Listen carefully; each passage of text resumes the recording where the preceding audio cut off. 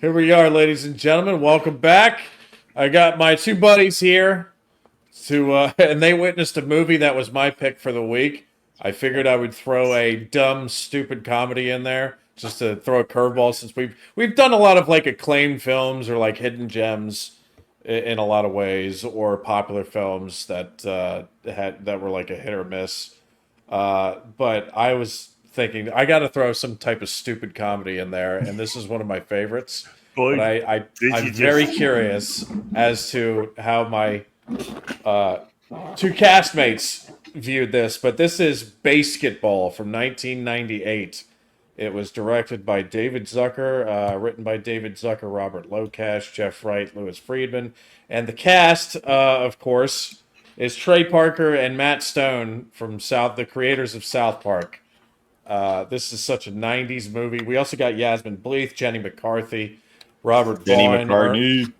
Ernest Borgnine, Diane Batcher, and Al Michaels and Bob Costas playing themselves, who yeah. are to this day, are very famous American sportscasters and are still doing it to this day. They still So do that- that. Are they the ones with all the foul language They're the sportscasters ones in this? up in the booth. Yeah. Yeah, and this is when they were much younger, but How they got It's, some people to cameo in this movie is fucking crazy to much me. younger. They were quite old at the time then. They looked weathered. well, Al Michaels maybe, but Bob Costas not really. But anyway, cinematography by Stephen Mason, edited by Jeffrey Reiner, music by Ira Newborn. The release date was July 31st, 1998. The running time was 103 minutes. The budget was $25 million. And the box office was $7 million, so this was a flop. This was an absolute It bomb, might have yeah. made back a lot of money with either VHS or DVD sales at the time. I'm not sure. I didn't even bother looking it I up. don't think it did. I don't you never think know. it did off the top. It reaches a You- certain well, you type have of people. you have It's like- massive fans of South Park, so South Park fans might have went out in droves to support these guys. People with who this. like Dumb and Dumber, who like Step Brothers, like they're gonna go out and buy this movie and they're gonna rewatch it. You know, Yeah. So, Yeah, BASEketball. that crowd. This movie is just to give a quick synopsis here. This movie is about two young guys who happen to, on the fly, invent this game called BASEketball, where it's basically you shoot a basketball, but there's baseball rules attached to them, which is the quickest way to say it. But once they invent it, it starts becoming more and more popular. It's kind of got like a grassroots build up to it in its popularity, and then it becomes a professional game. And essentially, what this movie is about, to its core, which actually I think is very clever, is it rips apart and totally makes fun of American sports culture. Even back then, it was even getting really bad. And the crazy thing is, if sports culture today in America is even worse than it was then. So if they remade this movie today, they could probably have a lot more to work with than they did then. But even then, it's like taking a American sports culture from the 1990s and then injecting it with steroids and Muppetry, and then you get this movie. Oh And, God, tons of Muppetry. I was a big fan of the of NBA in the 90s, and last time I watched it, which was maybe a couple of years ago, I was going, "Who the fuck are these teams?" Like, this is literally like they've all when they've got that little map and they've all moved. I was like, "Who?" Oh, like this team, and they've moved like 2,000 miles. Oh my, fine, okay. Yeah. My favorite part about the NBA is like I'm not a sports guy at all, so this movie was funny on that part for me. But like with the NBA, when I see like these fucking 6'8" grown men get poked, or like someone touches their shirt and then they'll just fly back 10 feet and try to get the other team to be called a foul on or whatever. That shit to flopping, me, yeah. flopping. Dude, oh my God, dude. watching those clips. This is just me personally, Oh but my I God, feel like oh my we God. can thank LeBron James for that. LeBron James is the craziest. No. LeBron James owes everything to European football. like soccer. That is exactly. Oh, they do it a lot too. That's right. That's a good point, You Craig. poke them and they will fly a mile. They act like they're in the fucking WWE, bro. They'll literally fly. Yeah, like they will. And then as soon as the ref goes, okay, free kick, they get up and they're like, right, great, I'll take the free kick. And they're fine. Good Yeah. to go. It's I hate that about pansy football. shit. I've not seen it in basketball because I was watching it in the 90s where people were just like grinding on, dunking on each other and grinding them into the ground. And they actually played defense and knocked each other on their ass. Yeah, now they actually grind on each other. Now they actually grind. Yeah. Okay. Moving on. Yeah. Quickly. So, so you got here. I'll put this to you guys. Do you guys want to do the ratings first, or do you want to? Well, actually, hold on. Sorry, I got some notes here. I'm going to start calling them noteworthy notes about the production of this. That. So the director, David Zucker, pitched this movie about a game he invented and played in the 1980s. So this is his idea and his game that he invented. He previously attempted to adapt the idea into a TV series without success, and the pilot episode was filmed and it starred Chris Rock. Yes. Wow. We will never be able to see it because it didn't become a series. It's not available anywhere. Yeah. But that's hilarious to me. Chris Rock at a BASEketball show. That's wild. Can you imagine 25 Chris Rock, or well, say 2016 Chris Rock doing BASEketball? That would be hilarious. That would be really funny. Well, I think this is a young Chris Rock. Because this was, I think the pilot was filmed in the 90s. So yeah, it had to have been. It would have been. This came out in what, 98? 1998. Yeah. Yeah. When David Zucker got the green light to make this film, he wanted Chris Farley to play the lead. Originally. Oh, that would have been funny. This would not come to happen though, because Chris Farley died in 1997. Oh, I need to ask you two. Do you actually find Chris Farley funny? I haven't seen enough of his stuff. I don't know. I haven't seen enough of his I like stuff. that one scene and that one thing in Saturday Night Live. In a van by the river, and Yeah, but it's that's I'm it not though. Laughing at it. I'm not laughing at it. It's like it's entertaining. This is just me being like, I don't know, just boring English guy, but I'm not laughing at it. It's like, oh right, that's entertaining. But people say, oh, it's so funny. It's like, is it? Yeah, I don't mean any disrespect to Chris Farley. I mean, he's been dead a long time now. But I even when growing up and then later when I was a teenager, I never went back and saw any Chris Farley film and went, yeah, that was good. Or I didn't laugh at much of anything he did. Now it just might be my taste of humor. I don't know. No, but I found that probably holds a soft spot and God, I can't talk today. A soft spot in a lot of Americans' hearts, but I'm not one of them. So Saturday Night Live, as you know, Craig, I'm different. So yes, you are built differently. Yeah.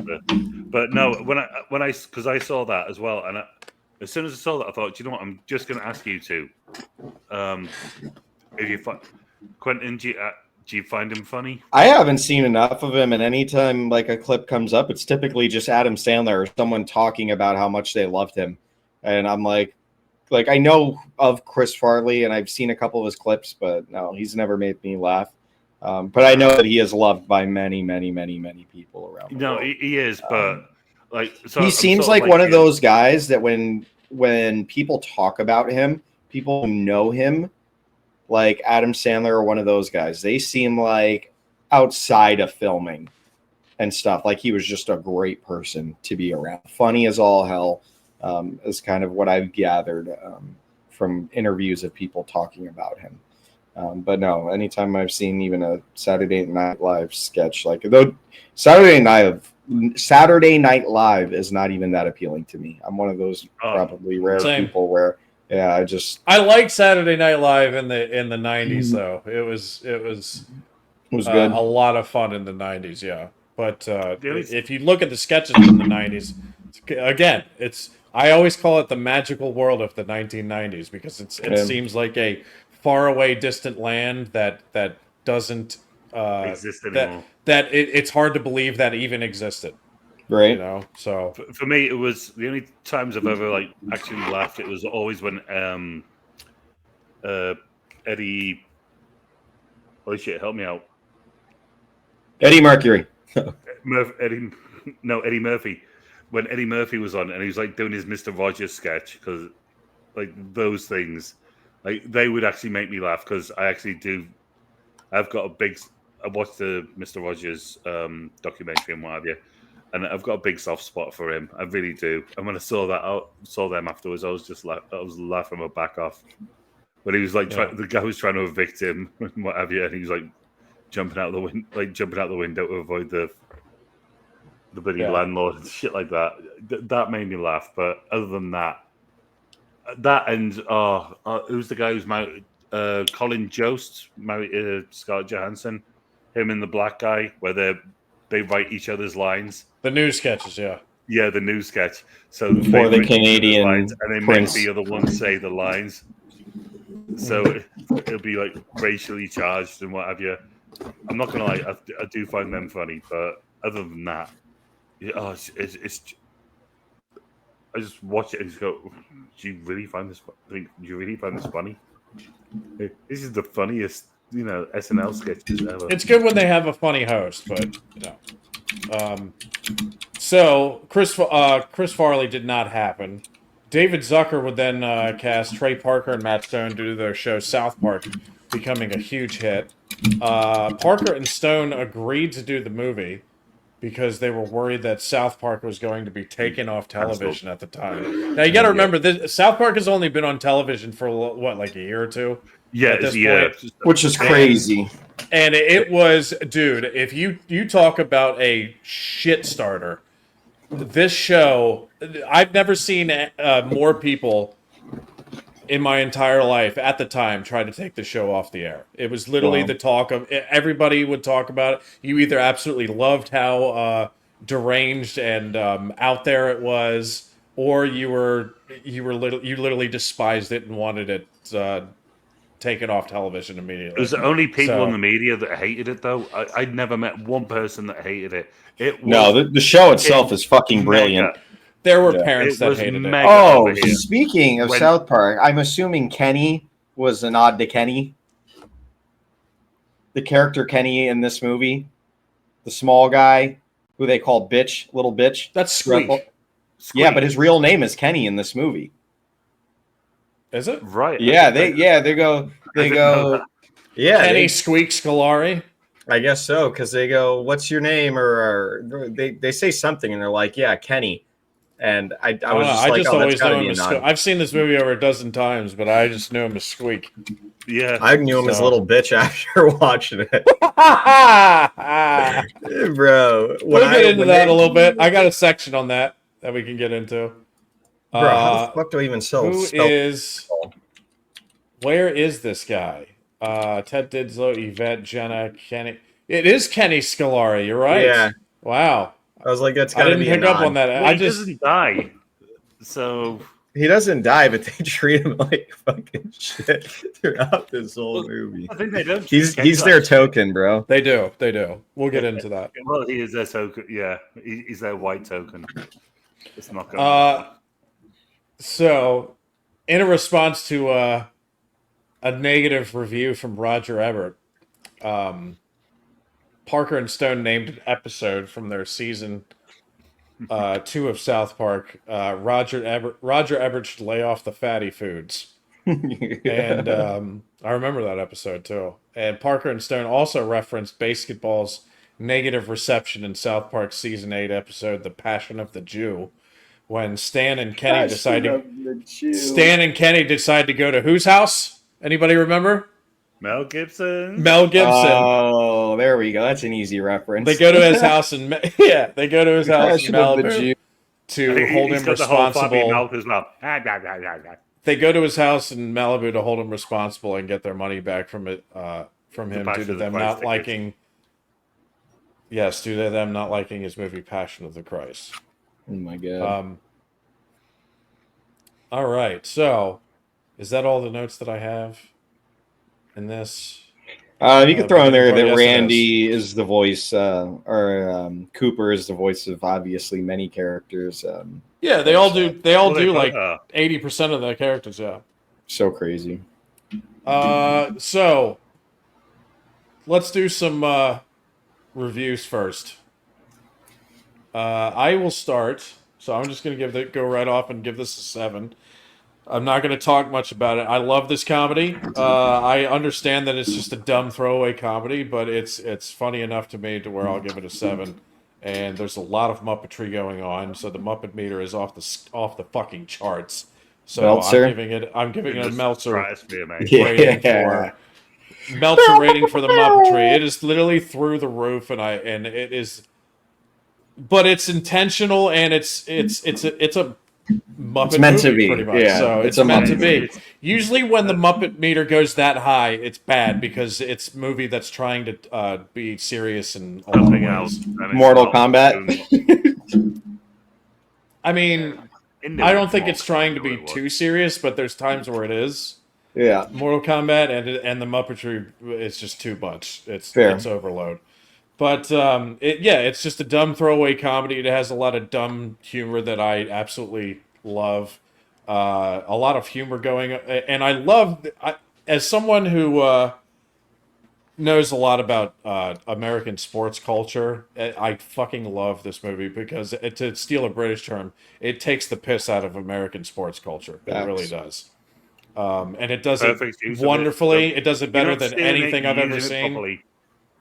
Huh? Proper use of the word, of the term. That's perfect use of the term. Yeah. It does take the piss. Yeah. Thank you. And I love that aspect of it because it gets everything pretty much right. Let me just pull up. I think I had some notes here about some of that shit. The advertising in the The sports advertising. industry. The changing of miles and teams when they travel across fucking states or whatever. Yeah. Actually, yeah, I'd rather get into that later. But 7 out of 10 for the movie, and Meltzer for the Muppet meter. So Craig, you can take it while I fill up my water. okay. I'll take it. Good. I'll give this one a flat 6. Okay. It's not a strong 6, it's a flat 6. I enjoyed it because of the trip down memory lane. Because this was every single 90s movie that came out in this era was like that. It was just that Trey and Matt were like 8 years older than everyone else who was appearing in those films. But it was funny. There was some good jokes. Like, one of my favorite jokes is they've got one of their mascots. It's like a beer keg with like a beer tap on the front, and when they're in the urinal, he turns the tap on and he just pisses into the urinal. Like, it's stuff like that. It is funny. There's good jokes in there. I'm not saying it's not funny, but it is just like Yasmin Bleeth and Jenny McCarthy while she was still attractive. Like, how much more 90s can you get? Yeah. And you got Matt Stone and Trey Parker. They're walking in, and he's got the bloody keg, not the keg, but the case of beer under his arm. And it's like, who invited you? And then they go outside and they start playing. They invent this game, and one of the guys trying to make a quick buck. Yeah, it's like $50, and they just make the game up, like, just so they can win. It's like, we haven't got. It's like they bet $20. We haven't got $20. We haven't got $50. $20. We haven't got $50. So, and one of the guys has got like his bloody polo shirt on, and then he's got like the sweater like crossed across his chest, and they're doing alley oops and shit like that. So that hoop had to be like 7 foot tall or something like that for them to be doing that shit. It was just like, but everyone gathers out. This is like every 90s film. There's a house party, something happens, everyone gathers somewhere, everyone's watching. It's so popular. There's nothing else going on in this town, so everyone's excited about this tiny thing that's happening. It is every 90s film ever. It is a nostalgia bomb. That's what this film is. Muppet rating is through. It's in the fucking. It's gone past the stratosphere. It's hanging out with Elon's satellites. It's hanging out next to the International Space Station. It's gone that high. There's so much Muppetry, but that is what this film is supposed to be. That is my take on that. Quintano. I'm gonna give this movie a 5. There are definitely some really funny moments, but it felt like the jokes could vary from like me just having a stale face to like maybe getting a chuckle. And then there's like a couple of key jokes that got me really good, or like little shit that'll just be happening in the background. Brian had mentioned this last week, and I remembered it halfway through the movie because I noticed some funny shit that was happening on in the background. So I was like, okay, this is where I need to be looking. Cooper, I loved. Little Bitch was probably my second favorite character in the film, right behind Cooper.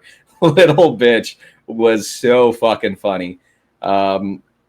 And I did not like his name started with an R. I didn't like him so much that I just I can't even remember his name. Reamer? Yeah, I fucking hated Reamer's character throughout the whole film. I thought he was the most he looked like Weird Al Yankovic. Like, I don't know, it wasn't it. To me, it was more what's it? Howard Stern. Howard Stern, thank you. Yeah, that's right on the money. Yeah, I don't know. I wasn't just a huge fan of his character. But most of the humor in this movie came from the when they're trying to distract the players, like little stupid shit like that. The side counts really got me. Yeah, the side counts. Those got me. Those got me pretty good. And then there was some humor in here where it was too stupid, if that makes sense.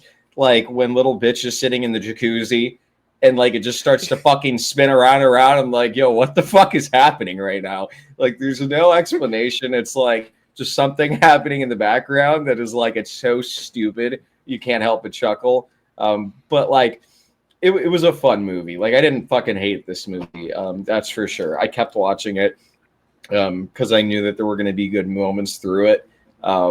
But truthfully, I think this movie maybe got like 2 or 3 out loud laughing moments in it for me.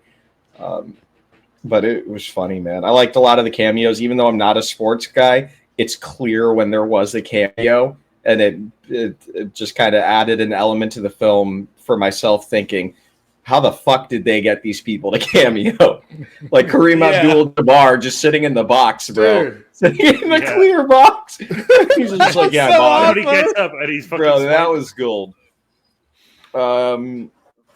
Yeah, man. Honestly, huge shout out to the little kid because I'd seen him in something else before. The kid who plays Joey in this film. That little kid could act, man. I was kind of rooting for that little kid throughout the film, and it wasn't even like a crazy. I guess it was a pretty pivotal plot moment for the film. But yeah, man, it wasn't my favorite by any means, but I did like the shit talking on a lot of the American sports because I'm not a sports guy. I've never really been. It's like a bunch of grown men are just screaming and hollering about a fucking team that they like, but I know that there is more to it than that. I just didn't grow up with it in my household, so it wasn't for me. Yeah, one of the reasons why I picked this movie for you, because I wanted to see it. I wanted to totally catch Quentin off guard.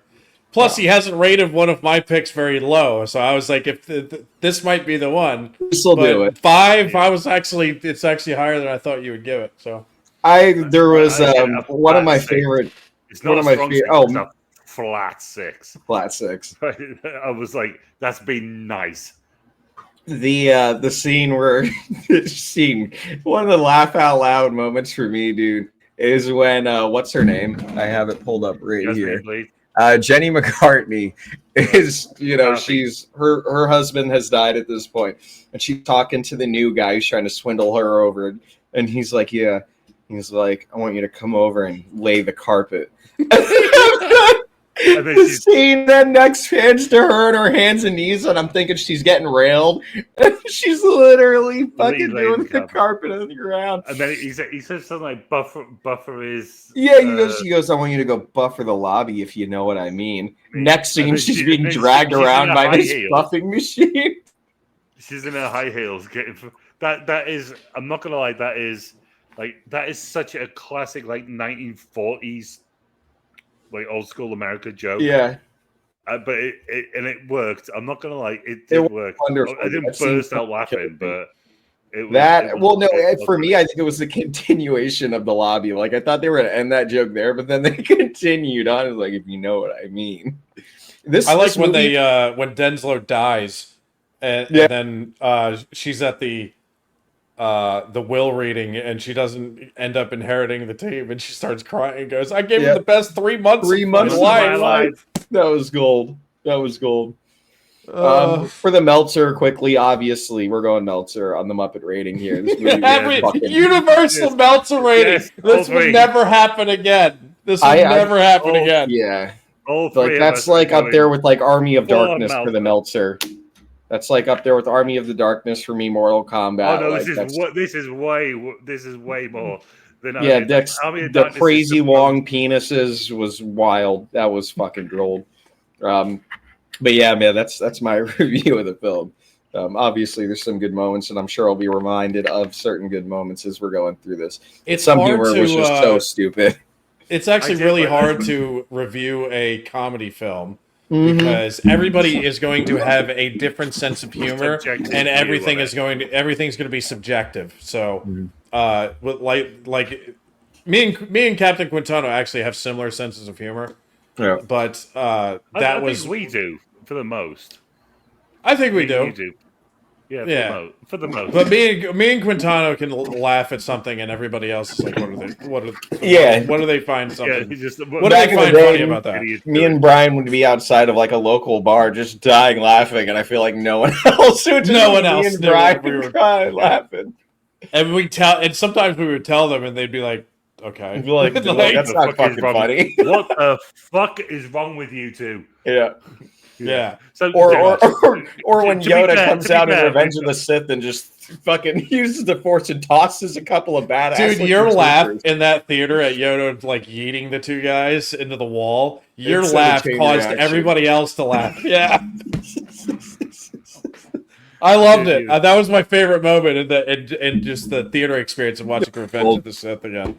Anyway, Craig, I feel like Craig our wants group to say chat something that we've got there going on. I know exactly what you two are like, humor-wise. Yeah. Don't ever show that to anybody. Yeah, that's no. Not even I'll get taken off of YouTube immediately. Probably arrested. Yeah. Waking up to 156 notifications. Like, why is my phone beeping? Like, who's messaging me? 156 notifications. And what are you arguing about? Like, don't need to go there, but you two just have that's one of the reasons I actually like doing this channel too. Is because like my main channel is me being nice. This channel is me kind of being the jackass. You can shit on things. But you actually are. Yeah. Well, no, I mean, like, I love being. I'd rather be the nice person, but this lets me release some of my Muppet energy. Yeah, you know. So we're like your weekly pent up nut. You just got to get it out. Yeah. You know. Yeah, exactly. That's a good way. That's a perfect way to put it. Actually, yeah. Get it done on the weekend. So, where should we begin here? I have. So there's a aspect of this sport that I love, and Quentin talked about it a little bit in his review a couple minutes ago. But there's an aspect of the sport where, even though it's shooting basketball with baseball rules, as the person shooting the basketball, they have what's called a psych out, where they try to make the person mess up their shot. I don't know if there's a particular rule where you can't touch the person. I feel like that rule was broken a few times. With the milk titty in the eye. Yeah. But I just have a list of Yeah, I have a list of some of my favorite psych outs in this BASEketball. If you Yeah, we wanna go through definitely that need to real go through quick. some of those. So I have a few written down here. One of them is eating a watermelon and spitting the seed in his eye. Yep. So that's when Reamer's eating the watermelon and spits the seed. He goes, ah. That's the thing, though. They also spits beer on him at one Oh point. my Like, god! Well, the way that they fall, bro, like they're like, oh, and like someone's just wearing a mask, and then they're like suddenly dizzy and they can't contain themselves. It was I was going to say crazy. something terrible. I'm so glad I didn't. Me too, Craig. me too. Yeah. Okay. So there's also one where these both are in the very first time they play this game in the beginning of the movie. But then he takes a Polaroid picture, and after the psych out gets him to miss his shot, he hands the picture to the guy he just psyched out. That's actually Like, here is a souvenir, you prick. Oh man. What were some of the? There was also when he mentioned like, oh, one of Britney's mom's pubic hairs. And then Yeah. the guy misses his shot, and the guy goes, "Dude, that was an awesome psych out." And he's not, and he's like, "Dude, there's another one," because he was serious. That was crazy. Oh, it's like, no, that wasn't a psych out. I really have her hairs in my mouth. From I licking need the to get 'em out. dildo. One of my top when favorite they, psych when outs. they carry on doing that, when this, oh man, Yeah. sorry, I know, just derailing it, but when they're in the party at the start of the film, and they're like sniffing what they think is her panties, and they've just grabbed a bunch of them, and they're sniffing them, and they've Yeah, got a dildo. that was disturbing. And he's licking I don't it, know what was more and then disturbing, walks that in, part what are you or doing in my Reamer. mum's room? Yeah, I don't know Yeah. what was more disturbing, that part or when Reamer was drinking water out of the bidet. Yo, that Oh, no. grossed me the fuck out. Do you know what worried me about that? I was like, what kind of bidet is that? Because he wasn't bending down to do it. He was like stood up and he's just shooting. So funny enough, What kind of cleaning do you need doing? when I went to Italy, like we at my job where I work, we have like a really nice bidet that will spray your asshole with like laser accuracy. But in Italy, all of their fucking bidets are like looked exactly like the one in this film. So where like it's just something that you kind of squat over and it just cannons up your asshole. I did not use one in Italy. The one at work though, I take advantage of ruthlessly. My mum's friend had one, but it sort of went about like maybe that high. It's like Into your butthole? Yeah, and it was just like a gentle flow. It wasn't Mhm. like fucking. It was that shit was going off like it was Like a in busted Las pipe. Vegas, like Las Vegas, just like shooting up and create a massive hole to where your asshole used to be. used to be. Yeah. It's just Hey, like Quintano. shooting through your Yeah. body. Hey, Quintano. I hear your sister's going out with Squeak. With Squeak. That one's good. What's wrong My with me? dude, he's one of my favorite characters in this whole fucking movie. Honestly, he The little pulls bitch. He pulls his weight in this film big time. Bro, do you guys remember the clip? He's my favorite in this movie. He really They is. pan to him in the background at a certain clip, and as hard as he can, he's just like this. But Yeah. like his entire body and motion was just in for that specific shot. He was like, if I'm doing this, I'm gonna go the hardest I've ever done it in my life. I don't know. That shit killed me. Actually, What speaking of that, that guy been in? Let me see. not a that whole actor? lot. I mean, I looked up I his recognize filmography afterwards, and that was like the most. Oh, well, he's in a movie called The Book of Orgasmo. Yeah, that's That's Matt Matt Stone and Stone's- Trey Parker Matt also. Stone's back That's now. funny. Yeah, that's them as So well. he's probably friends with them then, He because that is. came out in 90. Oh god, yeah. or, I don't know. I can imagine they had an absolute blast. But I know they didn't because they were doing this during the day. Going back to the trivia, they were doing because they didn't think South Park would get picked up. So they're doing this during the day, but then they're doing South Park on the night, which is why they hated it. That's why Matt and Trey hated it. Is because it was literally they were just working all the time and like minimal sleep. But I bet they had an absolute fucking blast making this movie because those two are just that goofy and that dumb. They're just they are two Muppets. There you go. Do you want to know what Muppets are like? There you go. There's two Muppets. That's what Muppetism is. Yeah. Well, South Park came out the year before this. They were 97. under the impression that that South Park was going to get taken off of television because it was so controversial at the time. Now it's got to be one of the longest running shows of all time, right? Yeah. It's one of those, and not only that, it got sold to Paramount for Probably over $1 billion, right? No, it was 500. It was 500 million. But Jeez. Ooh. Yeah, South Park has 27 someone seasons. else. Yep, they still owe someone else. There's like also the 9 aspect episodes. of they create one of the reasons Trey and Matt had such a terrible time on this film was because of they got to experience like the Hollywood machine and how films are made and the fights between Setting up studios and stuff like everything. that.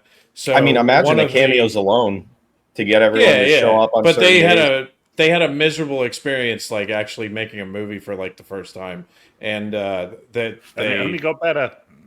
and as a result 6 years later we would get Team America, which made fun of all Fuck that. yeah. Team America! Fuck yeah! Come to save the That was motherfucking classic day. growing up for us, bro. My cousin Robert and my brother Mike. Oh, So there's an opening sequence to this that really lays out, and it makes fun of American sports culture the most. It's the opening scene, particularly. There's a touchdown sequence here. There's a football game being played, and, they're doing it's all the Dallas, Tyson and it's Dallas, and one of the guys scores a touchdown, and then they start dancing, and then all of a sudden you think it's just like three guys being jackasses, and then the whole team lines up and does a river dance.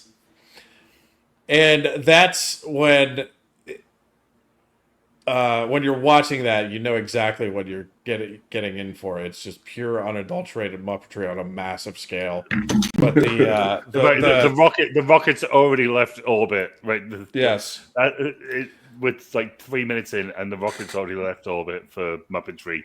Yeah, I have to think that Trey Parker and Matt Stone had a hand in like writing this stuff too, because even though they're not credited, you can see their humor. So this is something, and I forgot to add it in the actual review portion of it.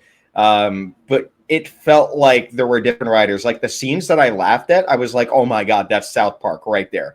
Like whatever the sketch would be or whatever the comedy was, you could tell it was like straight out of South Park. And I felt that at certain points, and then there was like some humor in there that I was just like, "This is just not it." It's just like you could tell. So they would have had to have written some of the scenes in this, man. Why else would you like get them to do this? Exactly. It said on the poster. I remember saying like when I was just having a quick look. Having a quick look. That's how you have a quick look, you know. Whatever. It said from starring the creators of South Park. Mm-hmm. So it said it on the poster. So yeah, of course they did. They know what they were doing. It's like, oh, if there's anything they just went, well, if there's anything you don't like, just add some. You know, we're going to pay you for your acting, but also we're going to get your writing skill. You know, your comedy and writing skills. They had to have had something win-win. to do with it though, because in this opening sequence here, there's when they start talking about the teams moving around, and it's like the Minneapolis Lakers moved to L.A. where there are no lakes. The Jazz moved to Salt Lake. Yeah, but there are no lakes. The Jazz moved to Salt Lake City where they don't. Yeah. I'll do. Sorry, mate. I'll get you joke off, mate. I'm sorry. All right. And then the continue. I love the line. The continued expansion diluted the talent pool, forcing owners to recruit heavily from prisons, mental institutions. That was good. Texas. In Texas. Texas. I'm glad that they acknowledge that Texas is a whole nother country. I thought they were going to add Florida in there. I think they should have picked either Florida. I don't think the legend of Florida Man was as big as it is today. Yeah. Back then, Texas was the only big dog on the block. Now it's Florida also. Florida. It's just because I think it's because you can gain access to court, like it's criminal jurisdictional information What's from that noise? Florida. Does anybody else hear that? What was that, I heard Quentin? like crunching. It's Quentin. It's Quentin. You put that down. Dude, you are such a silly little muppet. shit. Right, put that down. I am the daddy of the group. I'm telling you, put that down, or I'm sending you to bed with no supper. You are not the daddy of the group. Oh, fucking am, mate. I'll fucking show you. You're the When I bottom. go to Florida. Put that. You're the throw bottom that on the in floor. this relationship. You fucking wish.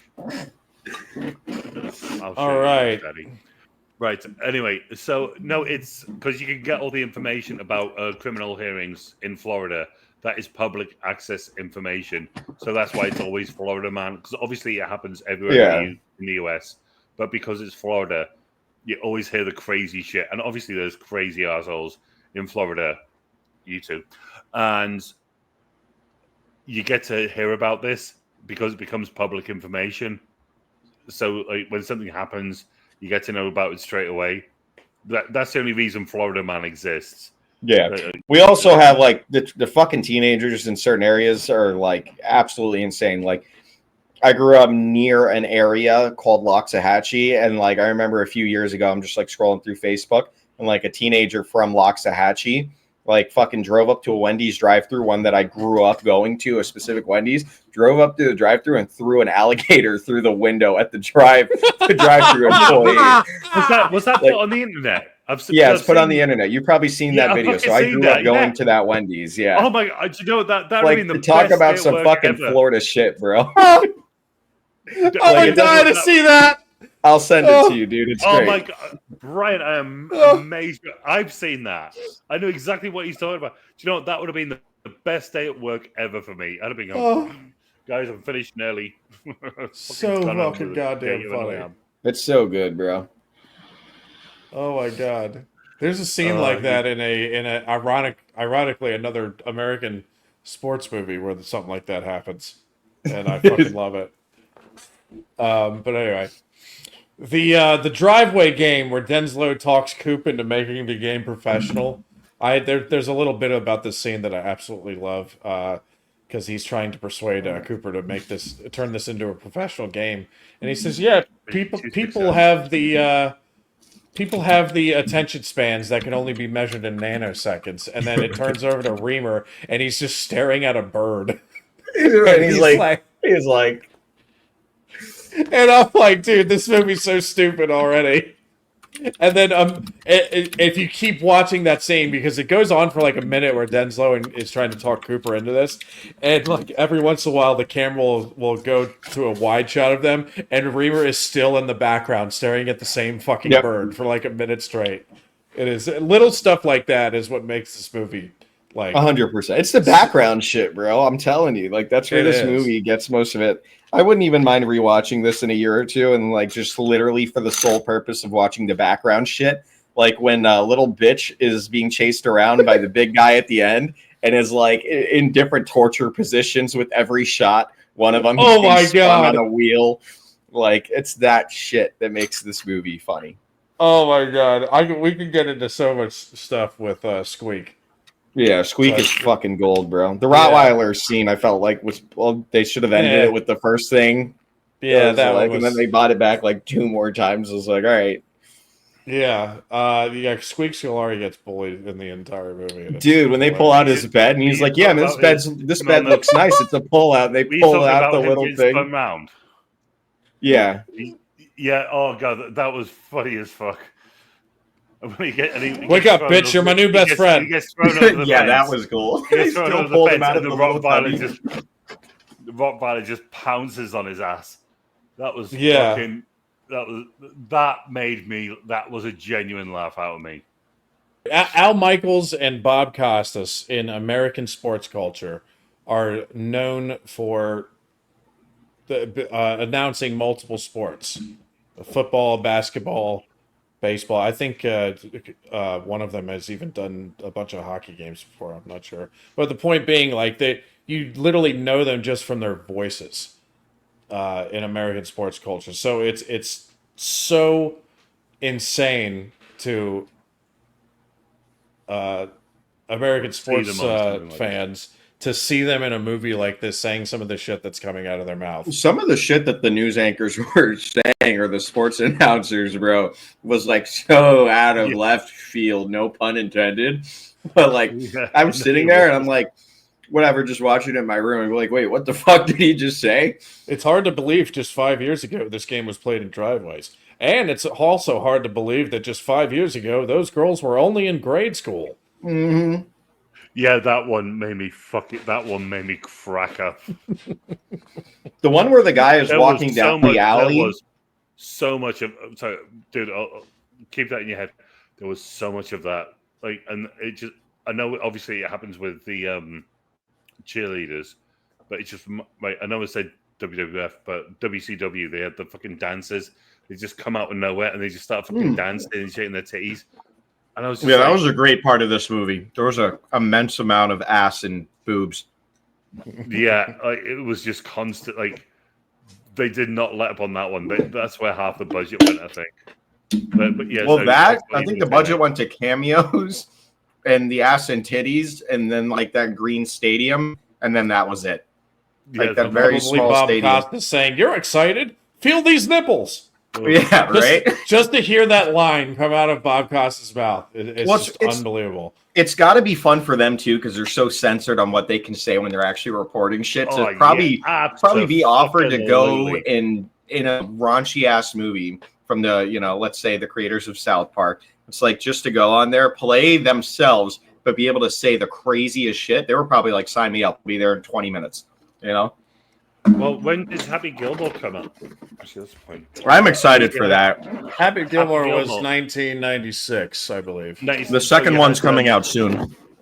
Was it Bob Uecker? Bob Buck? What's he called? Bob. The guy who did. Not Bob Uecker, no. It's not Bob Uecker, but I know the guy from The Price is Right. You had him. And then he Bob Barker. Bob Barker, right? It was Bob Barker. Thank you. You have him getting into a fight with Buddy Adam Sandler, and just randomly on the pitch, like On the tee box. On the golf course. Yeah, but yeah, you have him getting into a fight with him, and you just know he was having the time of his life. I bet that was so much fun for him to do. And it's going to be exactly the same for them. I bet they effing loved it. Just either that or they were just there because they were like, "All right, here's a check." Like a quick cameo in a movie. Let me get that check. I bet they had fun. Like Harrison Ford does now. That's what Harrison Ford does. He's not having fun. He doesn't have fun on anything he does nowadays. No, I mean, not anymore. I mean, back in the day, probably, but like now, someone offers him a role, he's like, "Yep, I'll do it. What's the money?" Yeah. Once you hit a certain. Go ahead, Brian.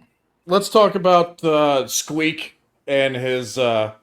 He's constantly getting bullied in this entire Bro, it's my movie. favorite part of the entire movie. It's literally my favorite thing. I don't know what that says about me as a person. You know what? It's because I don't look. I'm not for bullying, but watching Squeak get bullied throughout this entire movie, like the way they talk to Squeak. Like I don't know about you, Quentin, but that's how I used to talk.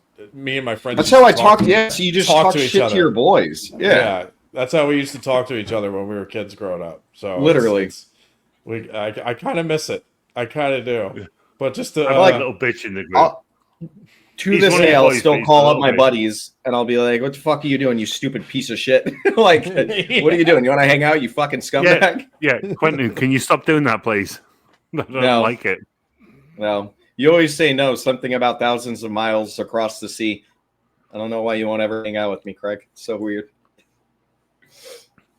I just can't wait to see you for so many different reasons. Fuck you. I'm going to fuck you. Does one of them involve taking your pants off? Yeah, all of the reasons. Moving swiftly on. Yeah. So there's a scene here. Squeak is watching one of those it's the middle of one of the basketball games, and it's in the beginning of the movie. But it's the Denso Cup, and Squeak is watching one of those crappy handheld televisions from the 90s. Those things. That was a thing? Why is the screen so good? That screen is as good as my TV right now. The screen that was like CG something. Yeah, the quality. There's whatever. no way the quality. There's no way the I know quality it was that good. I know, but it's just like, come on, be serious. This is 1998.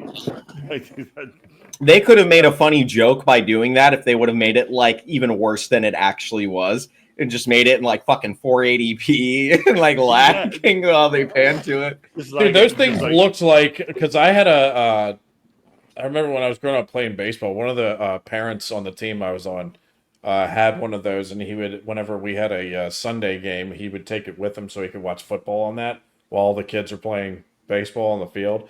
And no, because he showed us the picture sometimes, because sometimes the kids wanted to go, hey, what's the score of the Redskins game or whatever.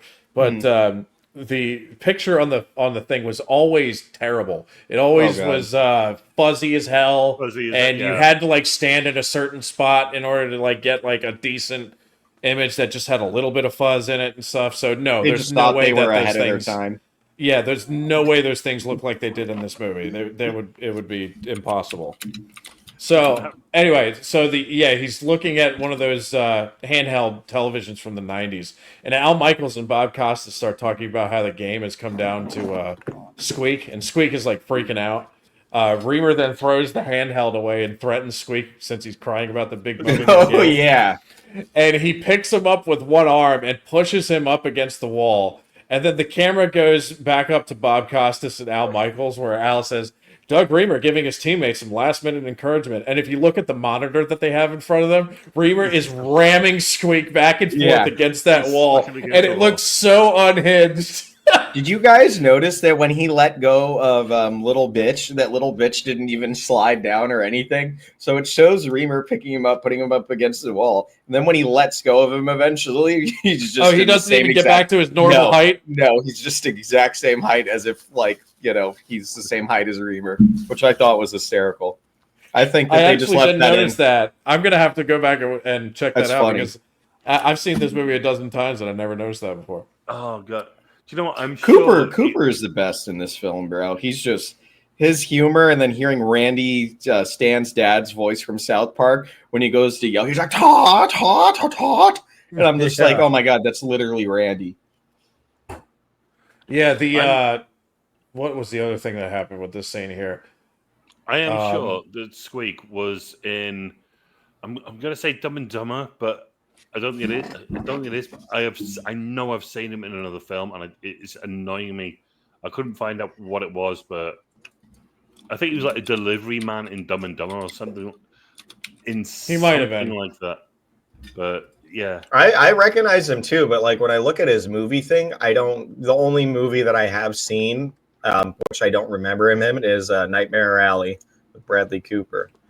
No. Did you guys notice, like, Squeak slaps Reamer and then goes to shoot the ball in this moment? And then as he's walking up, Cooper is like, come on, bitch. Let's go, bitch. Let's go, bitch. He's cheering him on, but he's still calling him bitch.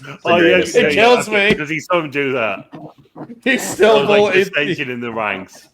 Yeah. This never stops throughout the entire... That's why Quentin doesn't even know him as Squeak. He knows him as Little Bitch. Which is hilarious to me.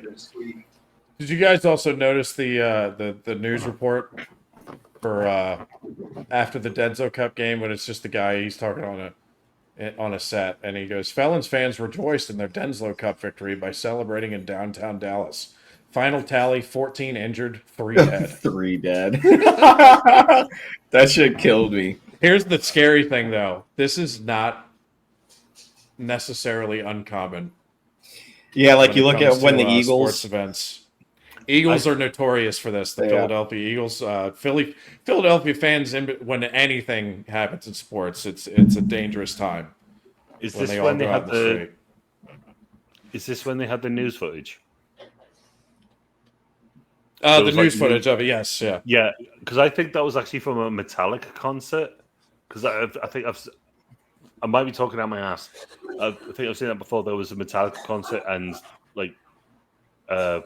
Guns N' Roses were the opening act, and that was Metallica, and Axl Rose didn't come on stage for like 2 hours, and they just rioted, and it like Oh my God. I think, and I'm pretty sure the footage is from that. I might be talking out my ass, but I've seen it. It's possible. I mean, with their budget, I could totally see it happening. They were just like, all right, let's grab a clip from this and see if anyone catches it. Could be right. I don't know. There's also, I remember one time when if this was local for me at the time when I was still living in Maryland. I think it was the year 2000. Maryland, the Maryland college basketball team had just won the national championship for college basketball, and Maryland, the University of Maryland, like had a fucking riot in celebration of them winning, and I'm pretty sure a couple people died. Jesus. Yeah, it was people get intense, man. I'm pretty sure every time the Eagles, the last 2 times the Eagles have won the Super Bowl, a couple people have died as well. A couple people have died, fire in the even street. Though this is a funny throwaway scene, it's there's truth in it, which is terrifying. It's something people that's take their sports so seriously. Some shit that's always annoyed me about sports is partial that, which I find is just funny how grown adults could get so upset to the point about a team, like a fucking sports team losing, to where they would go and riot the streets and burn down their fucking community is like beyond me. And I know that's an individual basis. It's not everyone. But the fact that there's people that do that or just look for an excuse to go and riot the streets is like, you're fucking joking, right? Like it's we have an Englishman on the panel here. We need to we need to defer to him because they have some crazy football fans over there. We do. Do you know what? Deaths are pretty rare. Like if there's a death, like Brian, you've seen all the football hoodie films. It's not about killing someone; it's about effing them up, like on the spot, and like that's your victory that you mugged them off. Mugged them off. That sounds. Mugged them off. Just you kicked the shit. You made them look like a bitch, right? Gotcha. You kicked the shit out of them. But it's not about like killing them. It's about like, all right, I'm going to kick the shit out of them, and that's it. That's your victory. And you all go home, you go back to your jobs, and then next weekend, same thing again. You know that's what deaths are like. You hear about a death when it happens. Yeah, I'm not saying it's common. I'm not saying it's common here, but I figured like if there would be an accident where people didn't want that to happen, it would be in a European football match or something. I was going to say, I mean, it's common enough because of the fact that we're having this discussion means that it happens more than it should. You know what I mean? Like that's fucking wild, bro. It's crazy, and it should. I don't. If I go to a football game, I don't want to be looking behind my shoulder. Yeah. You know, like what's going to happen, you know. Yeah. Well, I never look up how these people die, but I'm pretty sure it's like fights or like they get trampled, stuff like that. It's that or just like rioting and people thinking that it's an excuse to where there's not as many cops on the street so they can do whatever the fuck they want. Yeah. I think a lot of crazy people and crushing. Yeah. Can we talk about the locker room scene? Yeah. Well, with the well-endowed men. Well-endowed men, dude. Go for it. I don't have the right wording here. I wish I had it pulled up on my thing. Actually, I can pull it up. If you guys want to talk about something for a second while I pull this up. Well, I can tell you about the just while he's pulling it up. Some of the dumb humor that I like is that. Baxter Kane, who is one of the billionaires who owns the Dallas Felons, but I like how that scene when Reamer shows up to his headquarters and then he's walking around looking at all his artifacts, and then he looks in the glass thing and it looks like there's a wax figure of Kareem Abdul-Jabbar. No, it's actually Kareem Abdul-Jabbar, and he turns his head and he's like, Reamer's like, what the fuck? So then Reamer then goes to like, is that actually Kareem Abdul-Jabbar? And he goes, yeah, when I see something, I want it.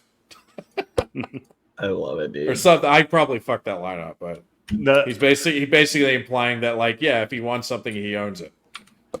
And then you see Kareem like, I can't remember what he's doing, but it looks like he's like sliding his card down like he's just trying to get a drink or something. No, he's clocking out. because he has to sit. Is that what he's doing? He has to sit in that box for a certain amount of time. He has to clock out. It's such a fucking funny little throwaway joke that I love. Oh, Craig's not okay. Find it on here. Craig, that killed Craig. I didn't know. I thought you knew that. He's clocking out so he can go home. What he's doing?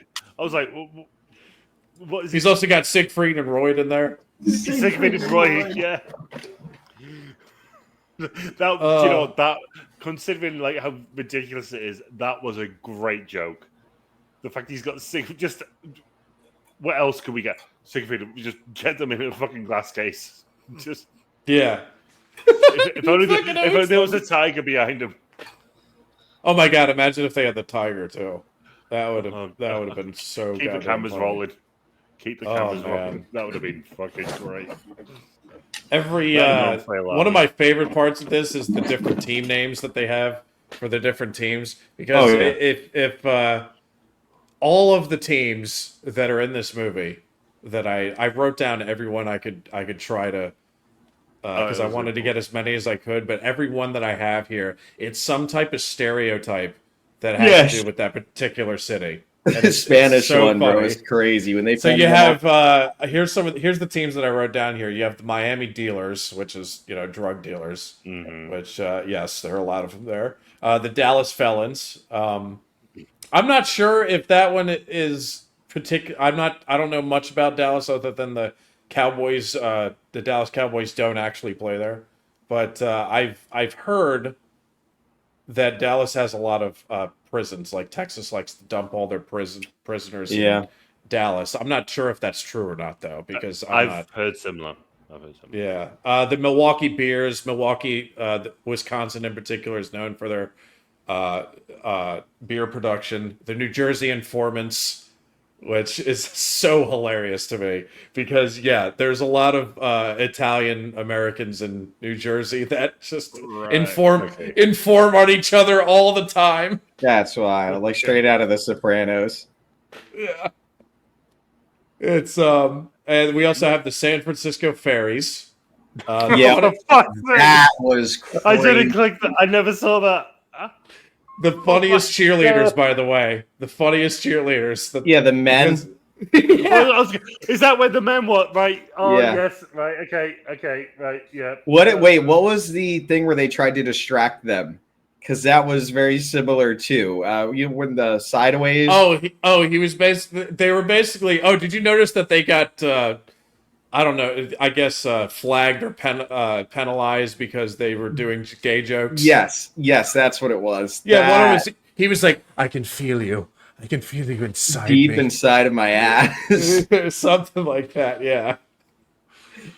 And the other one was Cooper grabbed Squeak and then pulled his pants down. Yeah, in front of the guy. Yeah. Oh, did you notice that the funniest part of the San Francisco Ferry bit is that Cooper is like, "Way to go," and then he stops and hesitates. Yes, because one of the ferries walks behind him. Dude, I couldn't. Oh god, you could not get away with that shit today, dude. Not a shot in hell. Oh man, not a shot in hell. You could definitely try, and you'd be notorious. Bro, South Park still gets away with shit. They get away with everything, and look what I put in chat. South Park is just they could still do that. They're like the outliers. No one else could. It's the magical time that was known as the 1990s. There will never be a time like it.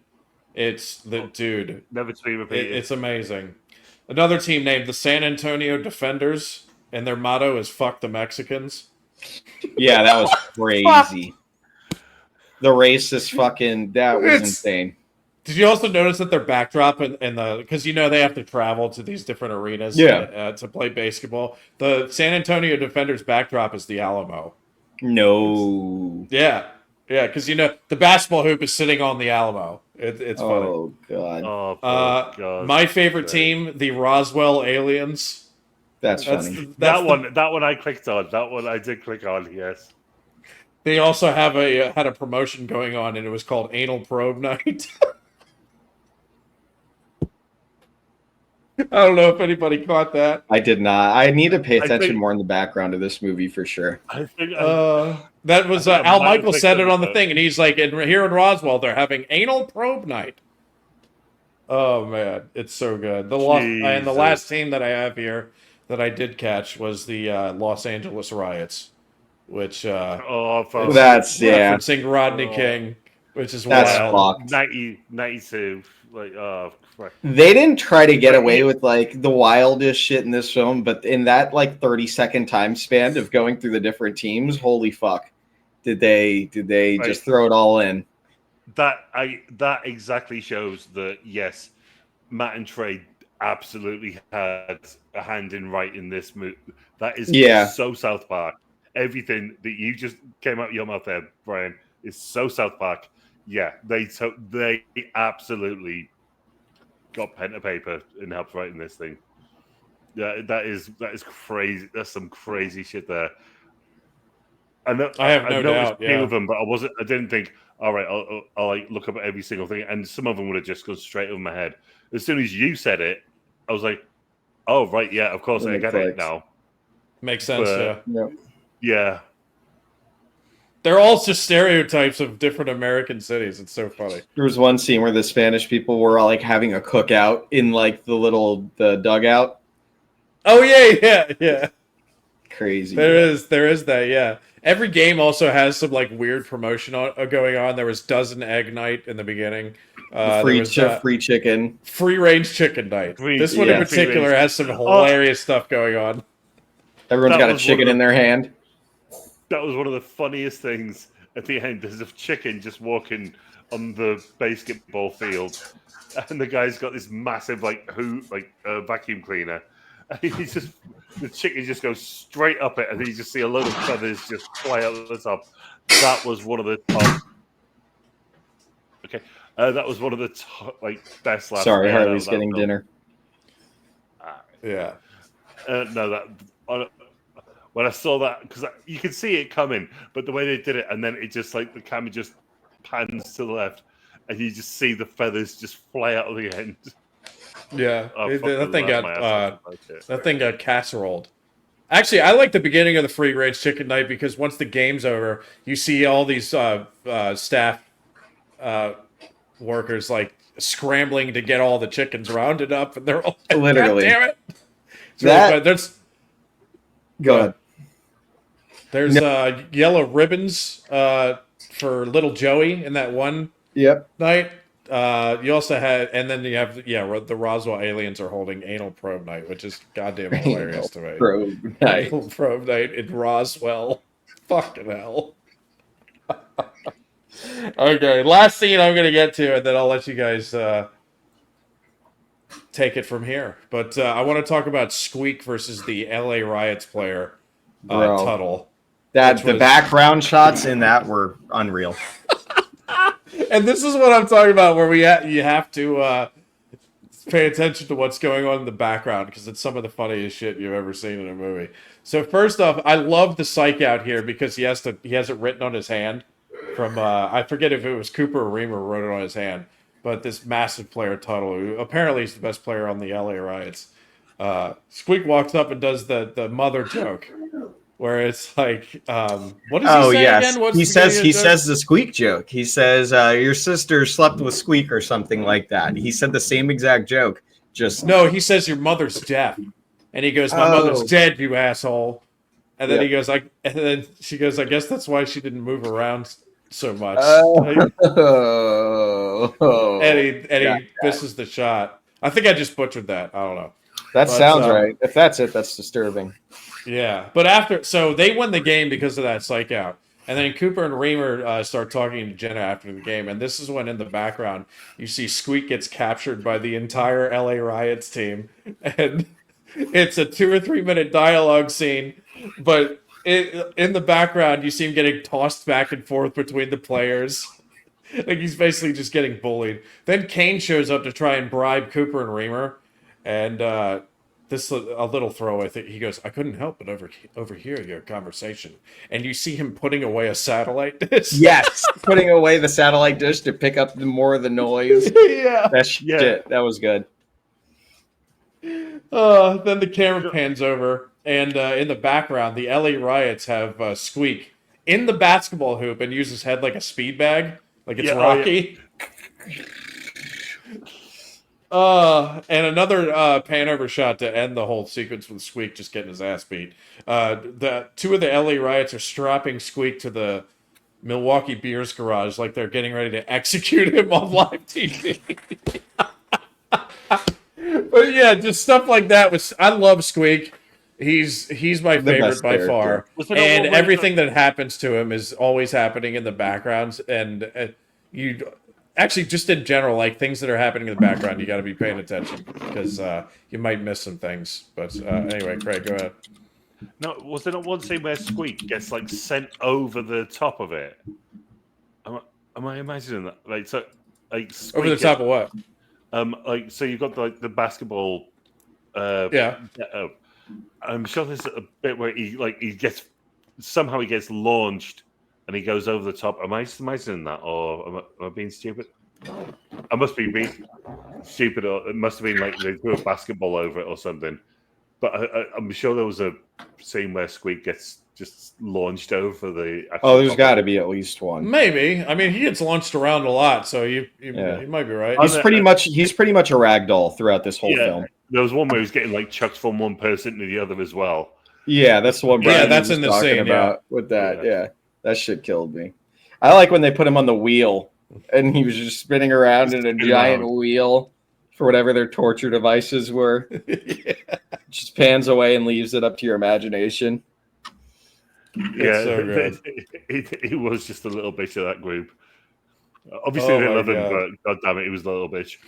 Look out of the like when Reaver and fucking Cooper having their fight, and then Reaver storms out before he does. He opens that fucking drawer and said, "Squeak is in there sleeping." Wake up, wake up, bitch! You're my new best friend. You're my new best friend. He's like, okay. He picks him up and walks out with him. Yeah. They also got the Playmate in there. I thought that was funny. Oh yeah, Playmate of the Year. Like, oh god, I've heard her name before, but I bet you have, Craig. Yeah, I was a teenager then. That's fair. I can't remember what her name was, but yeah, like Playmate of the Year, and she was in like the bathtub, and that sort of like ties in where they're kissing like sloppy kissing, and then it turns into the end when those two start sloppy kissing. Oh, dude, me and Brian talked about that before we got in the stream. That was the biggest what the fuck throughout this entire movie, is when you have the two main characters just absolutely tonguing each other's mouths. That was just out of pocket, bro. I was just like, there's no way. It was like, this isn't happening right now. And then it continues. They're still tonguing each other's mouths. That seems actually quite on brand for those two. That's why Brian loves this movie so much. It all makes sense. That's why he picked it. That's why it's Brian's pick. Oh, yeah? Oh. All right. Anything else you guys want to touch on? I'm good, man. Well, I couldn't find anything after it. I remember hearing a rumor back in the day that they took the piss out of Yasmin Bleeth on South Park like a few years after this. I remember her being on like they talk shit about her. Yeah, like on a South Park episode. No shit. From what I remember hearing was she turned one of them down, so that was kind of their get back at her, like, because she said no thanks. But apparently it was also about maybe her drug use. I can't remember. But so they were on that together, and then there was definitely an episode where it was Yasmin Bleeth on South Park. Here's a more fun question for you guys: Who would you rather, Yasmin or Jenny? Oh, Jenny. Yasmin. Hang on. Yasmin. Now or then? Then. Yasmin. Oh, Jenny. Okay. Yasmin's Yasmin's just like natural beauty as opposed to like your typical like. I had a thing for Jenny McCarthy when I was a teenager. Makes now. sense. I mean, you're not alone. This is actually, I say that because me and Quentin picked Yasmin, but like I feel like 90% of panels of like this where you had 3 people and you asked them a question, like 3 out of 3 are picking Jenny most of the time. Because she was she was the only woman from like the 1990s that was probably just almost as notorious just for being like beautiful was probably Pamela Anderson, maybe. Oh, You know, like I never thought she was attractive. I never did it. I never did either. But that's why maybe that's why we're such good buddies, Quintana. It might be. If you put all 3 of them, same thing. Back then, all 3 of them, whom I'm picking Jenny McCarthy. Right now, I'd pick Yasmin Bleeth probably. I've not seen her, but I've seen what Pamela Anderson's done to herself, and Jenny McCarthy is, to put it mildly, a bit mental. Fair. Yeah, I wouldn't feel safe. My favorite one from, because I mean I wasn't really alive for most of the 90s, but from the early 2000s, Eva Mendes. Eva Mendes or God, Eva? Yes, dude, she was top She's of my like, tree. Yeah, early 2000s all day, bro. When she came out on, what was it, Hitch with Will Smith? I remember watching Ghost Rider over and over, and I was just like, this is perfection. And who, do you know who she's married to? Who? Ryan Gosling. Well done, Makes mate. sense. Wow, good for both of them. yeah. To be fair, absolutely. It's a good. Yeah, man. Overall, though, I mean, the movie had its good moments. That's for sure. I think most of my enjoyment came from the South Park aspect of it, and just the shit in the background, and obviously, Little Bitch was just gold. Yeah. I think for me also, like the just the aspect of it making fun of American sports culture, and a lot of it that like I understood like all of it. So I feel like that elevates it for me, like because it's really is just a dumb throwaway comedy. Yeah. So if it didn't have that, if I wasn't that into that aspect of it, I'd probably give it like a similar thing to you, Quinn, like a 5 or something. Yeah. So it's also that part of it elevates it for me a little bit. It's funny too because it's amplified over the years. Like their exaggerations of shit is like so on par with how the real life sports industry is now. It's just as much more. It's just as amplified. It's worse. Nowadays. It's worse. Exactly. Way worse. I mean, can you imagine, like, if this was a film that was updated for today's standards, they would have a whole section making fun of the talking heads on television that just don't shut the fuck up. Yeah. And just make, like, ridiculous takes just for the sake of making ridiculous takes. And it's, like, I can't even watch ESPN. Like, I used to wake up in the morning, and before I went to school, the first thing I would put on is ESPN. Like, what happened last night? Even if I watched some of the games the night before, then I'd wake up the next morning and be like, all right, I want to see highlights. Watch the breakdowns of all the other games. For an hour before I went to school, I'd be like, okay, I'd caught up on everything that happened in sports in the U.S. You watch ESPN today, you're not getting a highlight show until like 3 or 4 in the fucking morning. It's always people talking about what happened. Yeah, it's terrible. It's awful. So anyway, sorry, that was my mini sports rant. No, you're good. No, for me, it was just the 90s nostalgia. But obviously, all the jokes we mentioned, they got a chuckle out of me. Some of them got an actual laugh out of me. But it was just like I said, the 90s WWF crowd, which was just not just WWF. It was just everything. Yeah, real big fish. So you've got the band there, and like half the band is playing like, trumpets or trombones. You've got all the guys wearing the shorts. Like every guy is wearing like a just plain grey t-shirt that is like 5 sizes too big, and they've got flannel shorts on, which is like every late 90s film ever. Like even though Matt and Trey are like in their late 20s in this, I suppose they're supposed to be. They look like they could be in their early 30s. Maybe. But yeah, it was just an absolute trope of everything. I think that's what the whole point was.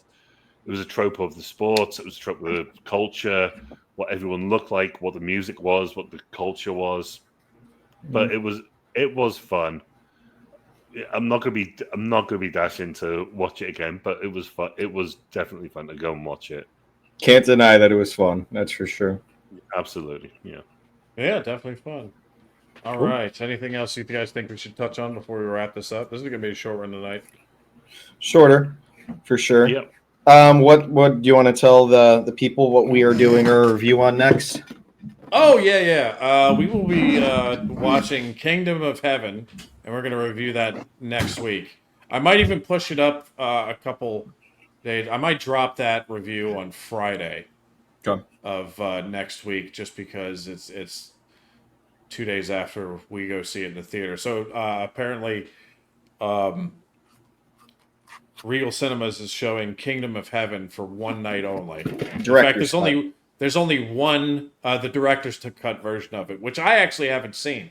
I've seen the theatrical version like 5 or 6 times probably, but I've never seen the director's cut. So this will be my first time, and it's a movie that I understand it has flaws, but I kind of like. So maybe if I see the director's cut, I'll like it a lot more. And people say that with the director's cut of this film, that it's much better. But yeah, it's dropping on in theaters on Wednesday. So we made the decision to go see that and review that, and we'll probably drop that Friday. It's Ridley Scott movie. Takes place in the Crusades. It's got Orlando Bloom. It's got Jeremy Irons, Liam Neeson, Michael Sheen, who I like. He's in the beginning of it. No Michael Wincott, unfortunately. No. But we'll take this. This would be a good film to have Michael Wincott in too. Heard that. He could play some nasty villainous character in this. Oh God, he could. Yeah, he's just perfect. Absolutely. Oh, why am I forgetting? Fucking what's the? Why can't I remember his name right now? It makes me so mad because I am such a big fan of his. Irish guy. Gleason. Yeah, Brendan Gleeson. Oh, Edward Norton too. Edward Norton is in this as well. Yeah. Yes, yeah. So yeah, we will be reviewing that next week. And then Kevin McKidd is in here too. He is. Yeah. That's correct. What is it? What is his name from Rome? Lucius Farinus. That's what I know him from. Lucius Domitius. Oh, is he the Scottish guy? Yes. He's a Scottish actor. Yeah. He's in Dog Soldiers. Dog Dude, Soldiers. Actually, that's a movie that Quentin would like. Quentin likes horror so much. You should watch. I love horror movies. Dog it's a UK film that takes place in Scotland, and it's got werewolves in it. Yes. Ooh. Yeah, yes. No, you would. If you like horror, love that movie. Like, put it this way, Brian liked it. Oh yeah, I remember Craig. Craig does raved about the werewolves in this, if I'm not mistaken. Yes. The werewolves in this movie look metal as fuck. Heard that. I will give that a go. Awesome. Low budget. I know this guy. So much better than the budget is.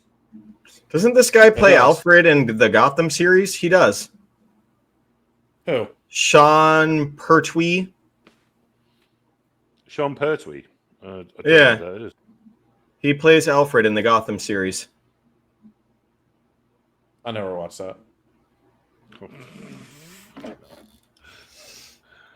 Had a bank All right. phone. You want to send us off, Brian?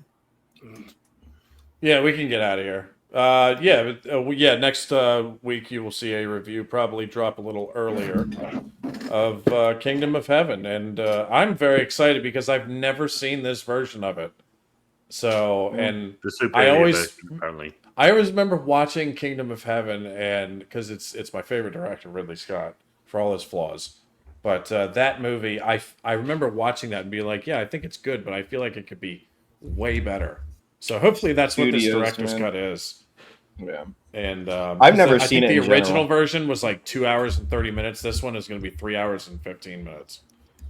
So hopefully it fills in a lot of gaps that I didn't know that this film needed. Anyway, that is our review of BASEketball from 1998. So you can check it out on your own.